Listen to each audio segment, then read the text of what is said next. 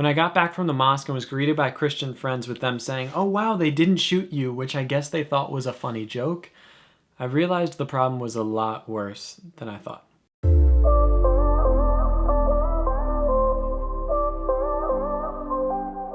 Well, hey guys, what is up? Welcome or welcome back to my channel. My name is Austin. This is Gospel Simplicity, and I am so glad that you are here watching this video today. I so hope you enjoy it. And I want to say, as you're watching and listening, I don't want this to just be a monologue. I would love for this to be a conversation. So as you're hearing things that you agree with, disagree with, have questions about, leave a comment down below. I would love to interact with you. In fact, that's one of my favorite parts about making videos here on YouTube. So today we're going to be continuing the kind of trend we have going on this channel for the past couple weeks, a series we're in called Love Across the Lines, which is also the name of a series I taught of messages, which you can check out as well. But in this series, we are talking about loving people who are different than you. And it started with talking about Catholicism and then Greek Orthodoxy, and my experience engaging with these faiths that, I had disagreements with people that I didn't see eye to eye with on everything, but how I could learn from them. Now, this all stemmed from about a year and a half ago when I was tasked by a church to come up with content for a series on apologetics for a high school ministry, and they wanted me to essentially come in and teach for a couple weeks on why Christianity was true, and specifically why other faiths weren't.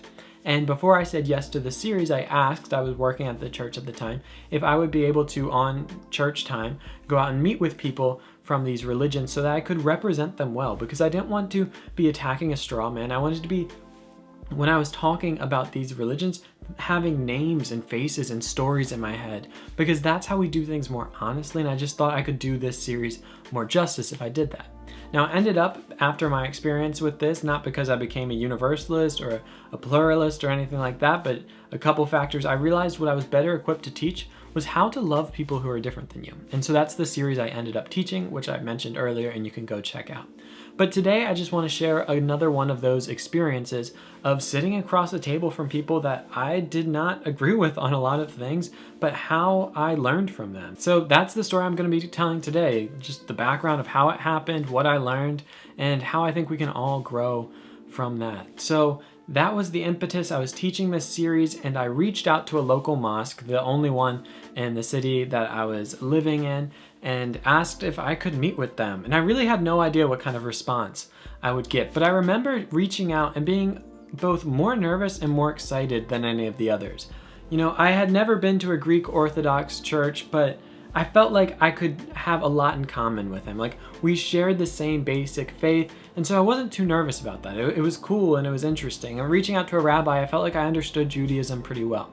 But reaching out to this mosque, I realized I was really bridging a gap that I had never done before. I had one Muslim friend up to that point, and that was the only Muslim I had really ever interacted with. And he wasn't necessarily a practicing Muslim, so I had a lot to learn. And given just my enculturation as a white suburban male in a very homogenous area, I hadn't come across many Muslims, and what I had seen was mainly from the news. And oftentimes Islam is not portrayed very positively in the news because of really emotional events that occur and wars that the United States is engaged in. So there's a certain level of propaganda there, and the picture I had of Islam was one that kind of intimidated me. And it's embarrassing to say in a way, but I remember pulling in, and it was a gated mosque. I came through, sitting in the parking lot, and I was getting my notepad out because I had some questions I wanted to ask, and just sitting there and realizing, like, why am I so anxious? Like, I'm meeting with people. Why am I nervous about that? But this experience, it helped me understand where that came from and really break that down and realize that the people I was meeting with were just people. And in fact, they were wonderful, wonderful people. And again, this isn't about saying that all religions are equal or lead to the same, like, I'm not saying that. That's not the point of this. Really, I want to challenge you, whoever you are in this video, to expand your horizons, and rather than interact with caricatures, interact with real people. Engage with people you disagree with, because that's where we grow. We don't grow inside of our comfort zone, and we don't learn by hearing people describe things that they don't believe. We learn and we grow by interacting with real people across the table from them in a civil manner while disagreeing and saying, what do you believe? And so that's what I did. And as I met with these different people, whether it was a rabbi or the people at the mosque or the Greek Orthodox pastor, all of these things, I had a list of questions that I wanted to ask all of them. Some of them overlapped, and those were questions about worldview. They were pretty basic questions, and I had them written down in this journal that I took everywhere, and I got them from N.T. Wright, but they kind of just illuminate, like, what does it mean to be human, and what does your religion teach in broad strokes? And the questions were, who are we? Where are we? What is wrong? And what is the solution? Because these are the questions that every meta-narrative, every worldview is seeking to answer. As we try to make sense of life, we're all trying to make sense of, like, who are we as people? Like, what gives us value? What gives us meaning? Where are we? Like, are we in some just cosmic accident? Are we cosmic accidents? Or, like, is this an intentionally created universe? What is the problem? Because clearly there are problems. And so how do we make sense of those? What is our sense of theodicy? How do we make sense of evil? Now, what's the solution? Because I think that's what every religion in some way is trying to answer. And while I asked these questions of all the people, I got very different answers. And that was the point. You know, I wanted to see the similarities, but I also really wanted to see the differences. Often we just kind of paint in these broad strokes and we say, you know what, we're all pretty similar. And that is a very valid insight. But it's also really important to discover, where are we different? Because those differences are good. And it's only when we can appreciate and recognize those differences and still love one another that we really begin to do the difficult work of really just bridging those gaps. You know, we talk about tolerance a lot, but I don't think anyone wants to be tolerated. People want to be loved. And as Christians, we should be the best at this, because Jesus says this is what we should be known by. We should be known by our love.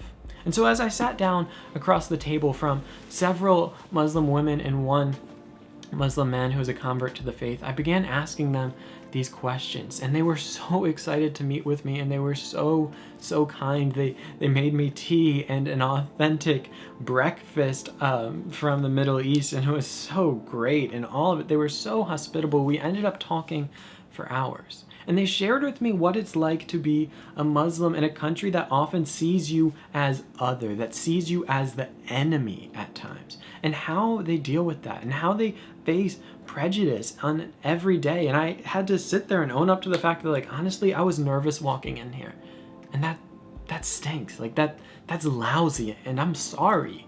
Because you got, like, I see that we want so many of the same things, and we're so similar, and I'm sorry, and that's not okay, and I want to do better. And being able to just experience that authenticity with them, and be able to sit across from the table and hear their story and hear their perspective on things. You know, I remember one thing that really stood out to me as we were sitting there. I was talking about the treatment of women in Islam, because it always just seemed something rather strange to me. And we talked about just different head coverings and all of these things, and being, you know, here just asking what were probably somewhat dumb questions, but they allowed me to learn. And I was like, you know, how is that working out your religion in a practical way? What is that showing me when I see a woman with her head covered? And I remember them responding and saying, you know, so many people say that this is subjugating women. I remember thinking, like, it kind of seems like that to me. And them responding so memorably with, and we look at, you know, meaning like Western cultures, commercials where you have women dressed in bikinis to sell beer, and we think that's subjugating women. And whether that's right or wrong, I just remember being able to hear their side and being able to really expand my horizons and go, man, I had never thought about that like that.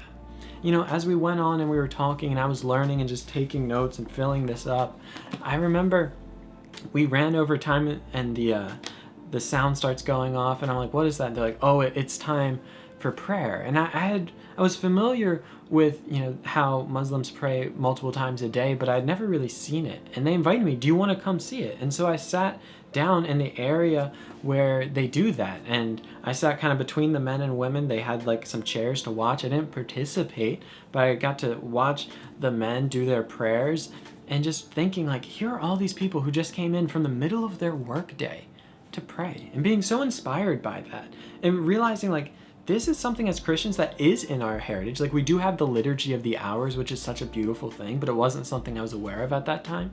And realizing, like, man, while I don't agree with many tenets of this faith, like, that devotion is beautiful. And we as Christians, like, how many people, I remember thinking, how many people, if we were doing this at my church, a church of like 2,000 people, how many people would be showing up for prayer at 11 o'clock in the morning? and thinking like, this is humbling to see their passion and their commitment. And we need to own this as Christians. Like, this is part of our history as well, like in the monastic traditions, but how do we do this well? And how can I be inspired by their commitment to employ that in my own life? You know, after the prayer service was done and we went back to the table and we sat for just a little more and closed out our conversation, I remember leaving there so grateful. So grateful for the opportunity to see my own biases, to see just the really dark side of how I had accepted certain cultural narratives about people that, without even knowing people like that, how I had blindly believed things that were so demonstrably false about so many people. Now, are there bad Muslims? Of course there are. And are there bad Christians? Of course there are. And I'm not even trying to get into right now an apologetic of, you know, does the Muslim faith, does it produce certain types of people by its nature? Like that's not a conversation right now. What I can tell you is I sat across the table from some people that were genuinely beautiful people that taught me so much, that helped me see my own biases and helped me become a better person. And I closed all of these meetings with, you know, how can we work together to be good neighbors despite our differences? And that's what I want you to be thinking about as you go out and you meet people who are different than you. I hope that's something you're doing. You know, I want to challenge you right now. How many times have you had someone around your dinner table that didn't look like you, that didn't think like you, that didn't believe like you, that didn't fall in the same socioeconomic class as you? Like, how often are you surrounding yourself with people who you genuinely disagree with? How often are you putting into practice loving people who disagree with you? Because that's where the rubber meets the road. And so as I asked them this question, you know, how can we love each other well in the midst of our disagreements? They just gave me some beautiful examples of how we can be good neighbors to people who feel like they are seen as the enemy. And I think a lot of it starts as seeing these people as our neighbors, not people that are just different, other, but seeing them like, no, you are my neighbor. You're a person created by God, worthy of so much love, someone that I believe Jesus died for. And how do I treat someone given that immense value that they have by God? And you know, we were sitting there and we were talking, and both of us want to see Frederick, the city we were in at the time, both of us want to see Frederick flourish. And so how do we do that? You know, I remember after there was a shooting at a mosque in, I believe it was New Zealand, just reaching out and sending letters back and forth and communicating and just being there for people in the midst of their pain. And I think that's so much of it. You know, I would love to see these people become Christians. Unapologetically, I would love that. And they know that, and they would love to see me become Muslim, and I recognize that. But I think what we need to recognize as Christians is it's great to learn apologetic arguments. I love apologetics. I really, like, I'm a nerd. I love that stuff. But far more lives have been transformed by love than by arguments. And if you want to see your faith really make an impact in your city and with people who are different than you, it's not rocket science. It's showing up. It's seeing them as human. It's treating them with the value that they are given by God. And it's loving them through the highs and the lows. Seeing them not as other, not as different, but saying, hey, I love you as my neighbor. And so I want to encourage you to try to do that. And to call it out when people do otherwise. I started this video by saying I returned from that meeting and having people make the joke of, oh, they didn't shoot you. And I wish I would have said something. And I didn't, and I should have. I remember just saying, really? And just keeping walking. But don't let that happen. Don't allow that to be done. Stand up and say, you know what? No, of course they didn't. Of course they didn't, because they are good people. They are not some terrorist. They are not other. They are not enemy. They are neighbor. And so, like, why would you say that about them? Why don't we begin to change our language, change our actions, and let it all be infused with the love that Jesus calls us to? Well, thank you guys so much for watching this video. Truly, that means so much to me. I hope you enjoy it. I hope it allows you to really expand your horizons, begin to think about how you can love people who disagree with you. If you're new to the channel, this is Gospel Simplicity, a place where we're passionate about the beautiful simplicity and transformative power of the gospel, which is the good news about Jesus, which I truly believe is the best news the world has ever heard.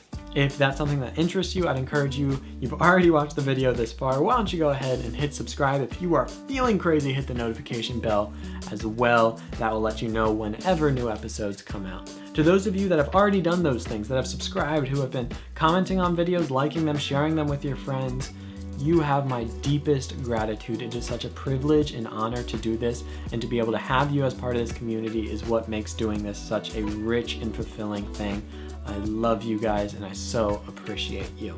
Until next time, guys, be on the lookout for more videos, and as always, go out and love God and love others, because truly, above all else, that will change the world. Peace. I love you guys so much. I'll see you next time.